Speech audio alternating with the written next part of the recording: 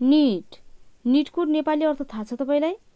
निडको ठ्याक्कै नेपाली अर्थ आवश्यकता वा जरुरी हुन्छ। आज चाहिँ हामीले नेपालीमा होइन अङ्ग्रेजीमा चाहिँ आफ्नो आवश्यकता बताउन जान्नेछौँ। जस्तै हामी नेपालीमा आफ्नो आवश्यकता बताउँछौँ कि मलाई खानाको आवश्यकता छ, मलाई चाहिँ पैसाको आवश्यकता छ, मलाई कलमको आवश्यकता छ, मलाई चियाको आवश्यकता छ, मलाई घरको आवश्यकता छ, मलाई कपडाको आवश्यकता छ भनेर यसरी हाम्रा आवश्यकताहरू हामी नेपालीमा त सजिलै भन्न सक्छौँ, तर अङ्ग्रेजीमा भन्न सक्दैनौँ। हो, त्यसैले तपाईहरू जस्तै अङ्ग्रेजीमा आफ्नो आवश्यकता बताउन चाहनेहरूको लागि चाहिँ मैले यो भिडियो बनाएकी हुँ। यो भिडियोलाई अन्तिमसम्म हेर्नुहोला र मन परे लाइक, सेयर, कमेन्ट पनि गर्नुहोला। अनि च्यानलमा नयाँ हुनुहुन्छ भने मेरो च्यानललाई सब्स्क्राइब गर्न पनि नभुल्नुहोला है त। ल सुरु गरौँ आजको टपिक। आफ्नो आवश्यकता भन्नुको लागि चाहिँ हामीले निड र निड्सको प्रयोग गर्नुपर्ने हुन्छ। अहिलेको वा प्रेजेन्टको आवश्यकता बताउनुको लागि चाहिँ हामीले निड र निड्सको प्रयोग गर्नुपर्ने हुन्छ। निड्स भनेको निडको V5 हो। अनि पहिलाको पास्टको आवश्यकता बताउनुको लागि चाहिँ हामीले निडेडको प्रयोग गर्नुपर्ने हुन्छ। यिनीहरूको प्रयोग चाहिँ हामीले कसरी, कहाँ र किन गर्यौँ भन्ने कुरा चाहिँ हामीले सेन्टेन्स बनाउँदा बनाउँदै थाहा पाउनेछौँ। त्यसैले हामी सेन्टेन्स बनाउनुतिर लागौँ। अहिलेको यानि कि प्रेजेन्टको आवश्यकता बताउनुको लागि हामीले यो स्ट्रक्चरलाई फलो गर्नुपर्ने हुन्छ। यसलाई चाहिँ राम्ररी हेर्नु त। पोजिटिभ सेन्टेन्स बनाउनुको लागि चाहिँ हामीले यो पहिलो स्ट्रक्चरलाई हेरौँ। Subject plus need, needs plus object. Need वा निड्स लगाउने, त्यसपछि अब्जेक्ट सिधै अब्जेक्ट लगाउने। यहाँ भर्ब छैन किनकि निडसँग टु छैन। यदि निडसँग टु, निड र निडसँग टु थियो भने हामीले भर्ब पनि लगाउनु पर्थ्यो, त्यहाँ काम पनि देखाउनु पर्थ्यो है। अहिले चाहिँ हामीले कामको कुरा गर्दैनौँ, मात्र के कुरा गर्छौँ त, हामीलाई कुनै चिज या वस्तुको आवश्यकताको बारेमा मात्रै कुरा गर्नेछौँ यसमा। अनि कामको आवश्यकताको बारेमा चाहिँ हामीले अर्को भिडियोमा हेर्नेछौँ है त। मात्र निड अनि निड्स लगायो त्यसपछि सिधै अब्जेक्ट लगायो भने चाहिँ हाम्रो सेन्टेन्स चाहिँ पुरा हुन्छ पोजिटिभमा है। अनि यसमा चाहिँ नेगेटिभ बनाउँदा कस्तो हुन्छ भने subject plus do does plus not plus need plus object. यसमा नेगेटिभ बनाउनुको लागि चाहिँ हामीले के गर्नुपर्ने छ त, डु डसलाई ल्याउनु पर्ने छ। डु डस ल्यायो त्यसपछि नट लगाइदिने। यहाँ के छ भने माथिको स्ट्रक्चरमा के छ भने निड र निड्स छ। यदि सब्जेक्ट र प्लुरल छ भने चाहिँ निड, अनि सिङ्गुलर छ भने निड्स लगाउने। अनि तलमा यदि सब्जेक्ट प्लुरल छ भने डु, अनि सिङ्गुलर छ भने डस लगाउने, त्यसपछि सबैमा निड लगाइदिने। बुझ्नुभयो नि? कुन सब्जेक्ट र प्लुरल, कुन सब्जेक्ट र सिङ्गुलर भनेर त भनिराख्नु पर्दैन होला, तैपनि म एकछिन रिपिट गरिदिन्छु। आई, वी, दे, यु अनि दुई वा दुईभन्दा बढी नामहरू प्लुरल सब्जेक्ट हुन्। यिनीहरूमा चाहिँ हामीले निड लगाउने अनि डु लगाउने। नेगेटिभमा डु नट लगाउने अनि पोजिटिभमा चाहिँ निड लगाउने। सिङ्गुलर सब्जेक्टहरू चाहिँ हि, सी, इट अनि एउटा नाम, यिनीहरूमा चाहिँ हामीले निड्स अनि डज नट प्रयोग गर्ने है त। नेगेटिभमा डज नट अनि पोजिटिभ सेन्टेन्समा निड्स प्रयोग गर्ने। निडको V5 निड्स प्रयोग गर्ने। अहिलेसम्म बुझ्नुभएको छैन भने पनि केही छैन, सेन्टेन्स बनाउँदासम्म तपाईँले यो कुरा बुझ्नुहुनेछ। अब केही सेन्टेन्स बनाएर हेरौँ। पहिलो सेन्टेन्स छ, मलाई तिम्रो सहयोगको आवश्यकता छ भन्नलाई कसरी भन्नुपर्ने भयो त। सुरुमा सब्जेक्ट लाउने भनेको छ, त्यस सब्जेक्ट चाहिँ के भयो त, मलाई के भन्ने त, आई। अनि सब्जेक्टसँग के लगाउने त, प्लस के छ, निड। निड र निड्स मध्ये एउटा लगाउने भनेको छौँ, सो आईसँग निड लाग्ने भयो। अनि सिधै अब्जेक्ट। अब्जेक्ट के हो त, योर हेल्प।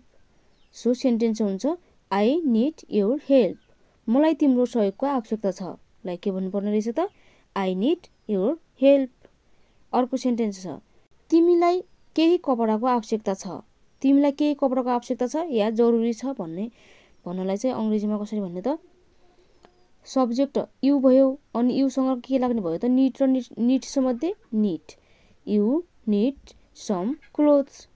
सम क्लोथ के भयो त, object. You need some clothes. अनि तिनीहरूलाई खानाको आवश्यकता छ। केही भोका मान्छे छन् होइन, तिनीहरूलाई देखाउँदै हामीले भन्नु पर्यो कि अङ्ग्रेजीमा। नेपालीमा त हामीले भनिहाल्छौँ तिनीहरूलाई खानाको आवश्यकता छ भनेर। अब अङ्ग्रेजीमा कसरी भन्ने त, तिनीहरूलाई अङ्ग्रेजीमा के भन्ने, दे।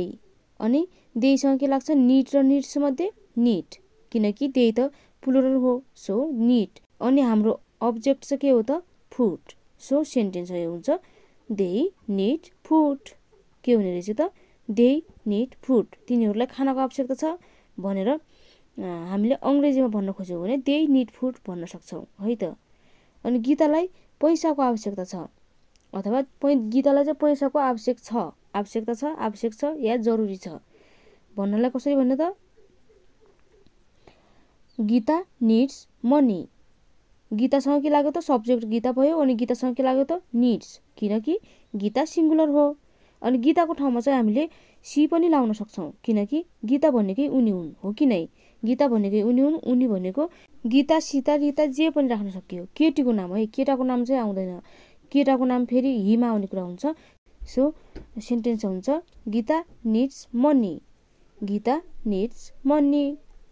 अनि उसलाई कलमको जरुरत छ, उसलाई कलमको आवश्यकता छ जरुरत छ भन्नलाई कसरी भन्ने त ऊ भनेको के हो त हि। अनि हिको ठाउँमा हामीले हरि श्याम अरू नाम पनि राख्न सक्छौँ है त। हि अनि हिसँग के लाग्नु भयो त हि के हो त सिङ्गुलर। सो सेन्टेन्स के हुन्छ त he needs a pen, he needs a pen. हिसँग निड्स किन लगायौँ त किनकि हि सिङ्गुलर हो, त्यसैले। मलाई चियाको आवश्यकता छ, आई निड टी। अर्को सेन्टेन्स छ मलाई रिचार्जको आवश्यकता छ या मलाई रिचार्ज आवश्यक छ, मलाई रिचार्ज जरुरी छ भन्नलाई कसरी भन्ने त मलाई आई भन्ने, आईसँग के लाग्छ त निड लाग्छ, निड्स लाग्ने कुरा भएन। अनि हाम्रो अब्जेक्ट के हो त रिचार्ज, आई निड रिचार्ज। कसैलाई अङ्ग्रेजीमा मलाई रिचार्जको आवश्यकता छ भन्नलाई अङ्ग्रेजीमा चाहिँ भन्नु पर्यो भने I need recharge, I need recharge. तिमीलाई अध्ययनको आवश्यकता छ, इक्जाम चाहिँ नजिक आइसक्यो, तिमीले अध्ययन गर्नुपर्छ, तिमीले चाहिँ अध्ययनको जरुरत छ भनेर कसैलाई भन्नु छ, त्यो पनि अङ्ग्रेजीमा कसरी भन्ने त यु निड स्टडी। यु भनेको हाम्रो सेन्टेन्सको सब्जेक्ट भयो। अनि त्यसपछि निड लगाउने, सब्जेक्टसँग निड र निडसम्म एउटा लगाउने भनेका छौँ, सो निड लगाउने भइहाल्यो। अनि स्टडी अध्ययनलाई चाहिँ हामीले अङ्ग्रेजीमा के भन्ने त स्टडी, सो सेन्टेन्स छ यु निड स्टडी। उनीलाई नयाँ घरको आवश्यकता छ, उनीलाई हामीले अङ्ग्रेजीमा के भन्ने त सी। अनि सीसँग के लाग्छ निड र निड्समध्ये निड्स लाग्छ किनकि सी त सिङ्गुलर हो। सो सेन्टेन्स के हुन्छ त she needs a new house, she needs a new house. उसलाई ल्यापटपको आवश्यकता छ, हि निड्स अ ल्यापटप। के हुने रहेछ त हि निड्स अ ल्यापटप। अनि हामीलाई चाहिँ किताबको आवश्यकता छ भन्नलाई कसरी भन्ने त हामी भनेको उही भयो होइन, हामीलाई चाहिँ अङ्ग्रेजीमा उही नै भन्छौँ। अनि उहीसँग के लाग्नु भयो त निड, किनकि उही चाहिँ के हो त प्लुरल, सो उही निड अ बुक, उही निड अ बुक। हामीले आवश्यकता छ भनेर अङ्ग्रेजीमा भन्न त जान्यौँ, तर आवश्यकता छैन पनि भन्नुपर्छ होला त कतै कतै ठाउँमा त हो। हामीले कुनै चिजको आवश्यकता छैन भनेर भन्न पनि जानौँ है त। जस्तै कि मलाई तिम्रो सहयोगको आवश्यकता छैन भन्नलाई अङ्ग्रेजीमा कसरी भन्ने त हामीले सुरुमा स्ट्रक्चर हेरेका थियौँ नि, subject plus does plus not plus need plus object भनेर हो। त्यही प्याटर्न चाहिँ हामीले यहाँ प्रयोग गर्नुपर्ने हुन्छ। अब हेरौँ पहिलो सेन्टेन्स छ मलाई तिम्रो सहयोगको आवश्यकता छैन। यो सेन्टेन्सको सब्जेक्ट चाहिँ के भयो त आई। अनि आईसँग के लाग्छ त डुडजमध्ये डु लाग्ने भयो, अनि नेगेटिभ भइसकेपछि नट लाग्ने कुरा भयो, त्यसपछि निड लगाउने अनि योर हेल्प। अनि सेन्टेन्स हुन्छ I do not need your help. अथवा डु नटलाई चाहिँ हामीले छोटकरीमा डोन्ट पनि भन्न सक्छौँ, I don't need your help. के भन्ने त I don't need your help. अनि अर्को सेन्टेन्स छ तिनीहरूलाई चाहिँ खानाको आवश्यकता छैन भन्नलाई कसरी भन्ने त तिनीहरूलाई अङ्ग्रेजीमा के भन्ने दे। अनि देसँग के लाग्छ त डु, अनि नट लाग्ने भयो need food, they do not need food, they don't need food. गीतालाई पैसाको आवश्यकता छैन अथवा गीतालाई पैसाको जरुरत छैन भन्नलाई कसरी भन्ने त यो सेन्टेन्सको सब्जेक्ट चाहिँ गीता भयो।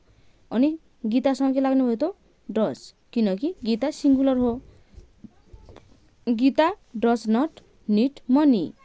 Gita does not need money. मैले अगाडि पनि भनेकी छु, गीताको ठाउँमा चाहिँ हामीले सी पनि राख्न सक्छौँ है। अनि अर्को सेन्टेन्स छ, उसलाई कलमको आवश्यक छैन। ऊ भनेको के हो त? He.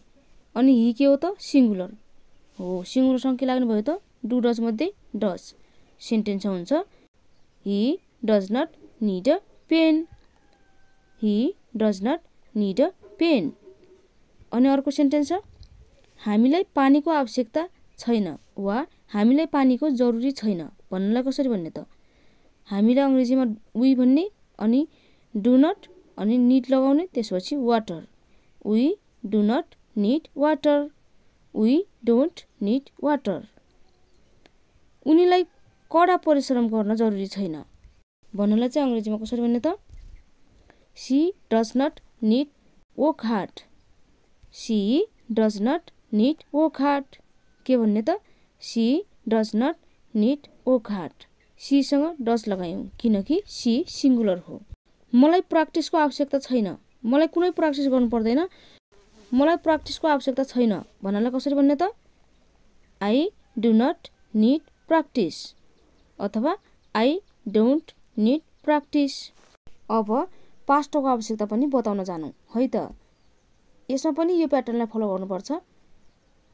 Subject plus needed plus object. कति सजिलो प्याटर्न छ। पहिला सब्जेक्ट लगाउने, त्यसपछि निडेड लगाउने, त्यसपछि सिधै अब्जेक्ट लगाउने। यसमा पनि भब लगाउनु पर्दैन किनकि निडेडसँग टु छैन। यदि निडेडसँग टु थियो भने हामीले काम लगाउनु पर्थ्यो, भब लगाउनु पर्थ्यो, हामीले भएको काम देखाउनु पर्थ्यो। तर यसमा टु छैन। टु नभएपछि हामीले भब पनि लगाउनु पर्दैन, सिधै अब्जेक्ट लगाइ पुग्छ। यति बुझ्नु कि निड र निडेडसँग टु छैन भने भब पनि छैन। अब सेन्टेन्स बनाउनुतिर लागौँ। मलाई पैसाको आवश्यकता थियो। पहिला चाहिँ मलाई पैसाको आवश्यकता थियो भनेर अङ्ग्रेजीमा भन्दा कसरी भन्ने त? मलाई चाहिँ अङ्ग्रेजीमा के भन्ने त? आई। अनि त्यसपछि के लगाउने? निडेड अनि money. I needed money. I needed money. अर्को सेन्टेन्स छ, तिमीलाई कडा परिश्रमको जरुरत थियो। यसलाई कसरी भन्ने? You needed work hard. You needed work hard. उनीहरू अथवा तिनीहरूलाई पानीको आवश्यकता थियो। They needed water. They needed water. रामलाई खानाको आवश्यकता थियो। Ram needed food. Ram needed food. हामीले अहिलेसम्म जताततै सबैसँग हामीले निडेड लगायौँ किनकि यसमा अप्सन छैन। सिधै सब्जेक्ट अनि निडेड अनि अब्जेक्ट। निडेड मात्रै छ, निडेडसँग कुनै अप्सन छैन।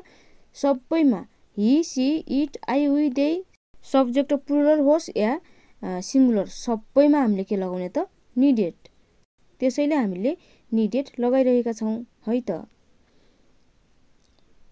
अनि अर्को सेन्टेन्स छ, उनीलाई तिम्रो सहयोगको आवश्यकता थियो भन्नलाई कसरी भन्ने त? उनीलाई के भन्ने? सी। अनि निडेड योर हेल्प। सेन्टेन्स कस्तो भयो त? She needed your help.